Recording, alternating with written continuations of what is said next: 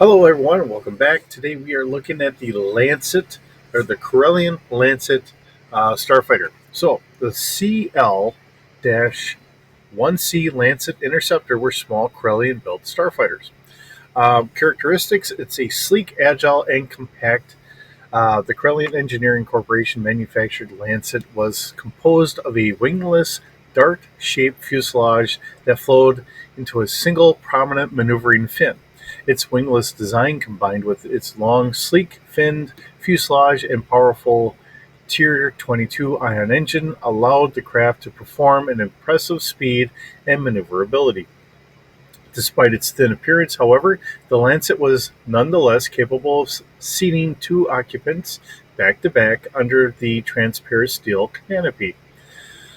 Though only a single pilot served as crew and the second seat reserved for a passenger, it is equipped with long distance communication equipment and hyperdrive shields and a pair of medium laser cannons.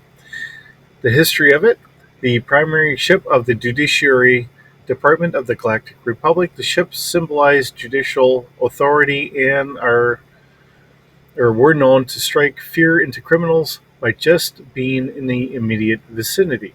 Several of these ships were used at the time of the Battle of Naboo. After the rise of the Galactic Empire, the fighters continued to be used by Corsac and other Corellian Defense Force. Corsac is the organization that I was trying to think of before in a couple other videos, where they do a lot of patrolling and taking care of like transportation and stuff like that. They have stayed from the old republic during the empire and into the new republic, um, not worrying about the political aspect, but just making sure that the shipping laws and all that are being maintained. Um, so there's a lot of that. Okay, so our first appearance is Cloak of Deception. And then we have sources for this is Sons of the Fortune. Um, Cloak of Deception is a novel. So this is one of those ships that we do get from the novelization. This is talking about um, Qui-Gon and Obi-Wan kind of running around trying to take care of stuff right before the beginning of what is Episode 1. So, okay, so looking at the ship we have itself, um, now this is saying it's the LX 980 Lancet, so it's you know one of those things of when they're doing the book and you know however things work out. It's still really the same ship. All right, so this is Judiciary Enforcement Craft. It is 14.1 meters long, has a crew of one, passenger of one, um, 60 kilograms of cargo space, consumables for 1 week, although I'm going to guess it's not going to be very comfortable in there for a week. Um, let's see. It's a times two hyperdrive, so it's not really the fastest of what we consider today. Most ships that we really run across later on are like a times one, um, but this is a um, pre Clone Wars starfighter, so pretty respectable even at a times two. Has a nav computer, which is pretty respectable for a fighter craft. Has a maneuverability of 2D, a space of 9D, of 9. So for the time frame that it's in, that is very respectable. Um, has a hull of 2D plus 2, so it's a little bit above average. Shields, which is good, and you know what I would always say is our standard here of a 2D. Um, in the Star Wars universe, 2D is typically like a standard number there, but that's pretty respectable for a older ship to have a 2D shields. Our sensor packet: passively we can scan for about 2 kilometers. Actively we can scan for 4.5 kilometers. We can do an 8.5 kilometer search and focus out to 400 meters. Okay, So our armament is only 2 laser cannons. These are fire linked, has a fire control of 1D, so there's a little bit more of a rudimentary fire control, and they're doing 4D damage. Kind of representing the fact that they're older cannons, a little bit underpowered compared to what they get to be later on.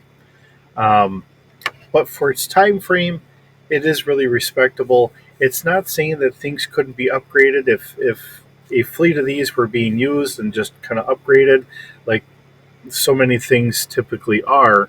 If you have a good design, you can keep it going.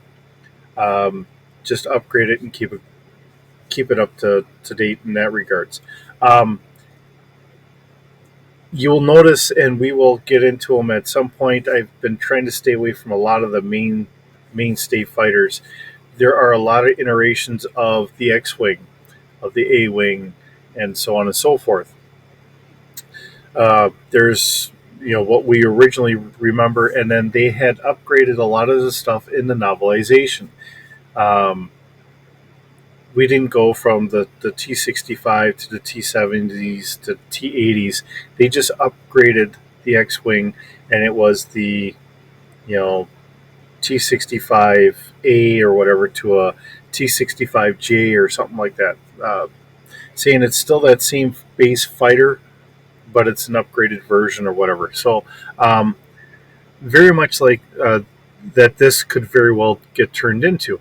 If this is a good ship for like Corsac or whatever else, and this is an earlier version or however that the other designation was, this could be a upgraded version of that one. Not saying that it couldn't get upgraded again after we have the New Republic taking over, and maybe the laser cannons are upgraded, power plants taken care of, or whatever. It could still have a hull of 2D plus 2, but maybe the shields are up to 3D. Maybe the sensor packet gets upgraded a little bit better, although I think it's pretty respectable. Um, Although keeping in mind the numbers behind there, and I don't talk about it all that much because passively, you can scan out to 2 kilometers, but it's at a 0D. So really, it's just based off of your own skill with that computer. The computer itself isn't telling you a lot, but the scanning radius is out there. So, and then we have a 1D plus 1, a 2D plus 2, and focus is at a 4D. So that way you can try and figure things out. So you can passively scan to say, hey, is there something out there? Like if everything's kind of powered down like that. You can do an active scan, which is then going to say, I am here, and I'm scanning for everything. And we have a 1D plus 1 added to whatever your ability on scanning reading really is. And then when you're doing an active search, you're really broadcasting where you are, and that you're searching around. And then we have a 2D plus 2. So you can try and figure things out, narrow things down. And then when you're doing a focus, I would say that that's going to be more of not just the ship, but how many occupants you have in the ship. Can you tell how many life readings you're reading? Does that ship seem like there's fire on board or whatever else? You know, you're not just looking at it in a Star Wars perspective, but think of some of the things that you've seen from some of the other genres. Most notably, I will take it from Star Trek, because we're doing some of the same things here. We don't really get into it because Star Wars was always a more small group oriented saga. Because I mean, our main players were, of course, we start off with Luke, then Leia, or Leia, Luke, Han, Chewie, Lando. Then we got R2 and 3PO. Um, that's really our group. But how do we, unlike having a large ship, you know, when we have other people scanning this and doing that and whatever else, it's one of those things. That's where the big differences in my mind has always been. Star Wars is a small group in a wartime situation compared to Star Trek, where you may have a core group, but you're also on a bigger ship that you can have others help and you'll have guest stars coming in to help here and help there, and then you have bigger things that you're kind of taking on. And Star Trek is usually more in a peacetime, where they're dealing with like a day to day kind of little crisis here and a little crisis there, in an exploratory sense, not a galactic war sense. We do get the galactic war sense in Deep Space Nine, which kind of becomes a little bit of my favorite. They brought it in a nice way. It's not throwing everything else out and saying, well, this goes against all core principles. I think it was nicely done. Um, but with that being said, um, when we look at scanning and doing our sensors and all that stuff, think of it in those regards. I think that really does express it, even though we don't typically see it being done as much in the Star Wars universe. Okay, so this is our ship for the day. A nice, wonderful addition from the novelization of Star Wars and being brought to life here in our stats to being able to be brought into our games. Um, because we have a lot of bad press going on for Star Wars because of some of the, we have the Acolyte going on, which, I'm trying to be impartial. Um, People have brought up to look at things in different lights than what I typically look at it, which I appreciate the thoughts and the feelings. Um, I do want to say Star Wars is not dead. Star Wars has lived on through the fans for many years before we had gotten the prequels. It was the writers with the what is now Legends novels.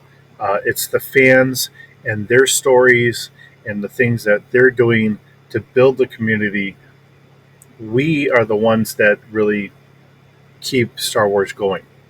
Um, Whatever Disney does with Star Wars, we are the ones that continue it going.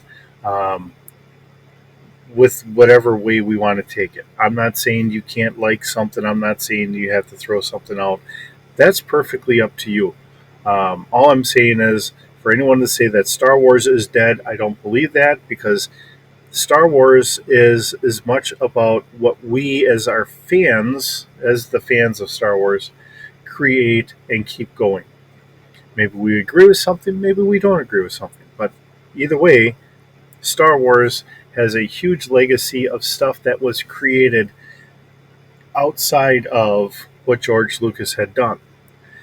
Now, he was behind a lot of it. I will grant you that. Whether you like some of the things he did, some of the things he didn't do, whatever, that's not for me to say. All I'm saying is because it lives on in our minds, in our hearts, it will live on forever. So, with that, hope you enjoyed this series. Love having you around. Have a wonderful day, and we'll see you in the next video.